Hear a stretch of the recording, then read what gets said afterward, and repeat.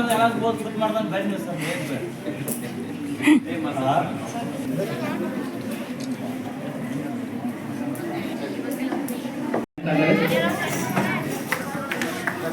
ಧನ್ಯವಾದಗಳು ಸರ್.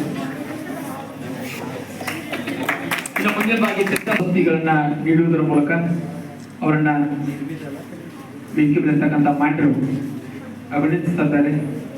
ಜೋರಾದ ಚಪ್ಪಾಳೆಯೊಂದಿಗೆ ಆ ಮಗುವಿಗೆ ಚಪ್ಪಾಳೆ ಬರಲಿ ಮಾಡ್ತಾ ಇದ್ದಾರೆ.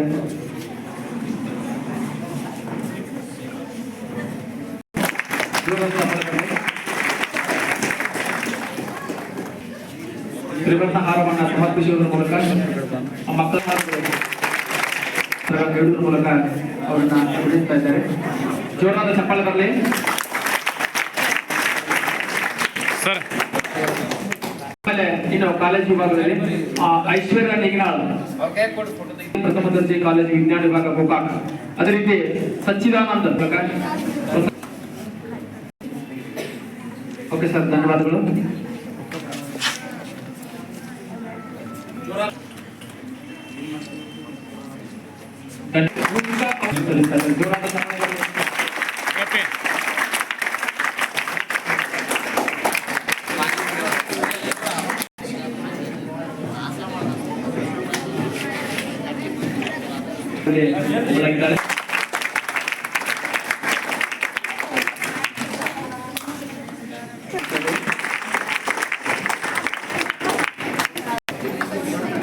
ಗೌರವ ಸಮರ್ಪಣೆ ಒಂದೇ ಒಂದೇ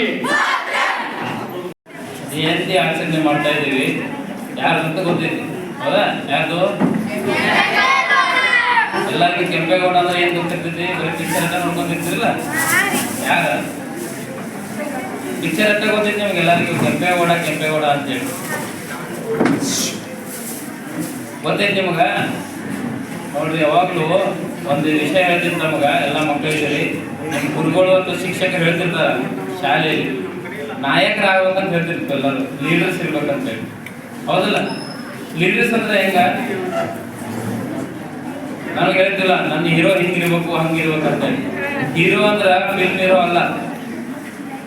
ಹೀರೋ ಅಂದ್ರ ನಿಮ್ ತಂದೆನೂ ಆಗ್ಬೋದು, ತಾಯಿನೂ ಆಗ್ಬೋದು, ನಿಮ್ಮ ಶಿಕ್ಷಕರು ಆಗ್ಬೋದು.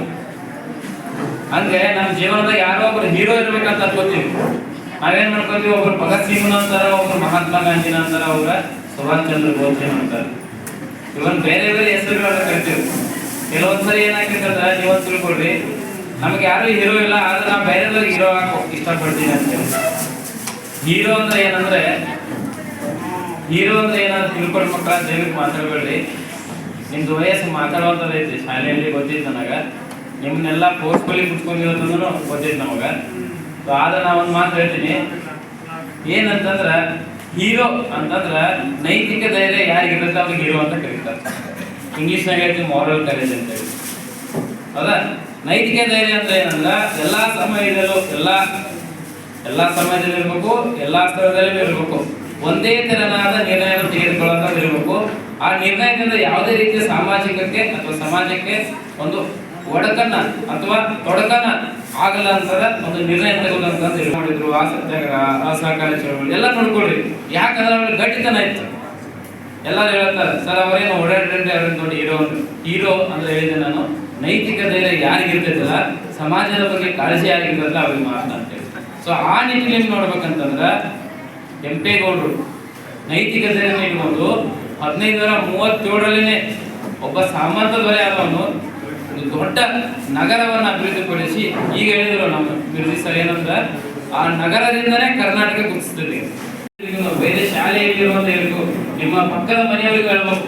ಇವತ್ತು ನಾವು ಜಯಂತಿ ಆಚರಣೆ ಮಾಡಿದ್ದೀವಿ. ಯಾಕಂತಂದ್ರ ನಮ್ಮಲ್ಲಿರುವಂತಹ ಒಂದು ದಿವ್ಯ ಶಕ್ತಿ ಇದೆ ನಮ್ಮ ಮಕ್ಕಳಲ್ಲಿ, ಅದನ್ನ ತೋರಿಸ್ಲಿಕ್ಕೆ ಒಂದು ಒಳ್ಳೆ ಅವಕಾಶ ಮಾಡಿಕೊಡ್ತಾ ಇದ್ದಾರೆ ಇವತ್ತಿಂದ ಅಂತೇಳಿ.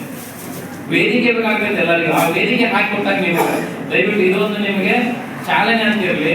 ನಮ್ಮ ತಾಲೂಕು ಆಡಳಿತ ವತಿಯಿಂದ ಏನೋ ಇದ್ರು ಈ ರೀತಿ ನಿಮಗೆ ಸನ್ಮಾನ ಮಾಡುವಂತ ವ್ಯವಸ್ಥೆ ನಾವು ಮಾಡೇ ಮಾಡ್ತೀವಿ. ನಮ್ಮ ತಾಲೂಕಿನ ಮಕ್ಕಳು ಯಾವುದೇ ರಂಗದಲ್ಲಿ ಮುಂದೆ ಬರಬೇಕು ಅನ್ನೋದು ನಮ್ಮ ಆಶಯ ಇದೆ. ಆಸೆ ಎಲ್ಲ ಆಶಯ ಇದೆ. ಸೊ ಹಾಗಾಗಿ ನೀವು ಹೇಳಿದ್ರೆ ನನ್ನ ಹುಡುಗಾಟ ಬುದ್ಧಿ, ನಮ್ದು ಹುಡುಗರಿದ್ದೀವಿ ನಾವು. ಹುಡುಗಾಟ ಇರ್ತೈತಿ. ಆದ್ರೆ ಹುಡುಗಾಟದ ಜೊತೆಗೆ ನಮ್ಮ ನೀತಿ ಪಾಠನೂ ಬಹಳ ಮುಖ್ಯ ಆಗಿರುತ್ತೆ. ಸೊ ಆದ್ದರಿಂದ ದಯವಿಟ್ಟು ಎಲ್ಲರೂ ಶಾಂತ ರೀತಿಯಿಂದ ಇಲ್ಲಿವರೆಗೂ 1 ಗಂಟೆ 30 ನಿಮಿಷ ಆಲ್ಮೋಸ್ಟ್ 1.5 ತಾಸು ನೀವು ಒಂದು ಮಾರ್ಚ್ ಪಾಸ್ಟ್ ಮಾಡಿದವರಂತೂ 2 ತಾಸು ಮೊದಲನೇ ಬಂದಿದ್ದೀರಿ. ನಿಮ್ಮ ಸ್ಥಾನ ಮತ್ತು ತಾಳ್ಮೆಗೆ ನಾವು ತಾಲೂಕುಗಳಿಂದ ನಾನು ಅಭಿನಂದನೆ ಹೇಳ್ತೀನಿ. ಸೊ ಅದ್ರ ಜೊತೆಗೆ ಏನಂತಂದ್ರೆ ಒಂದೇ ದಿನದಲ್ಲಿ ಈ ಕಾರ್ಯಕ್ರಮ ಆಯೋಜನೆ ಮಾಡಿದ್ವಿ ನಾವು. ಒಂದೇ ದಿನದಲ್ಲೇ ನಮ್ಮ ಶಿಕ್ಷಣ ಇಲಾಖೆಯವರು ಬಹಳ ಸಹಕಾರ ನೋಡಿದ್ರು. ಎಸ್ಪೆಷಲಿ ಹೇಳ್ಬೇಕಂತಂದ್ರೆ ಈಗ ಬಂದಿದ್ದಾರೆ ಗೌರವ್ ಸರ್ ಇರ್ಬೋದು, ಪಾಟೀಲ್ ಸರ್ ಇರ್ಬೋದು, BO ಸಾಹೇಬರು, ಆಮೇಲೆ ಸರ್ ನಮ್ಮ ನಿರೂಪಕರು, ಗುರುಗಳು. ಸೊ ಏನಂತಂದ್ರ ಶಿಕ್ಷಣ ಇಲಾಖೆ ಇರಲಿಲ್ಲ ಅಂದ್ರೆ ನಮ್ದು ಯಾವುದೋ ಕಾರ್ಯಕ್ರಮ ಸರಿಯಾಗಿಲ್ಲ ಅಂತ. ಯಾಕಂದ್ರೆ ನಾ ಯಾವಾಗಲೂ ಹೇಳ್ತಿರ್ತೀನಿ, ಶಿಕ್ಷಣ ಶಿಕ್ಷಕರು ಇದ್ರ ನಾವು ಈ ರೀತಿ ಮಾತಾಡಕ್ ಸಾಧ್ಯ ಆಗ್ತದೆ.